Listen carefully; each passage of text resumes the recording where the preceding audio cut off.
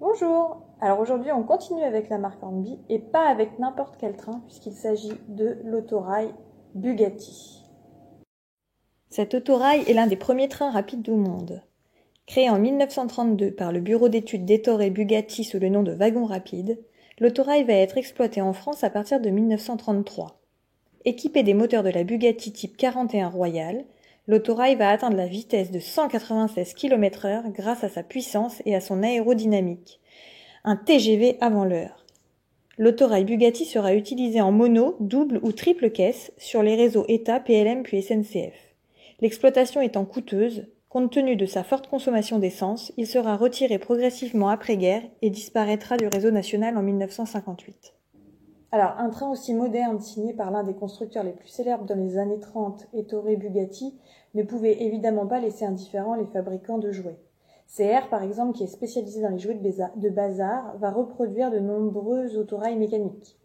Hornby, lui, produit des jouets plus haut de gamme. Son autorail Bugatti, pourtant de la série M, est de qualité nettement supérieure. Alors, le premier autorail Bugatti apparaît chez Hornby en 1935 en un seul élément, mécanique comme ici, vous pouvez voir la clé et ici apercevoir le moteur, ou alors en version électrique.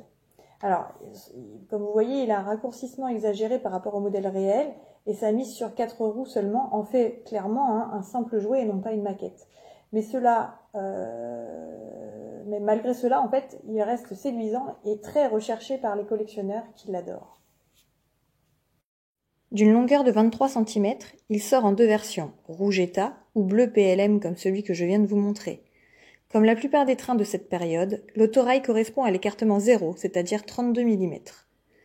En 1936, les versions double et triple de respectivement 40 et 58 cm apparaissent sous les deux modes de traction mécanique et électrique. L'articulation se fait par un soufflet réaliste. Les fenêtres, portes et décors sont finement lithographiés. Avec l'arrêt de la guerre, il faudra attendre 1953 pour voir réapparaître la version à deux éléments rouge et crème avec le marquage SNCF, actualité oblige. Produit peu de temps, l'autorail Bugatti Hornby disparaît du catalogue en 1957.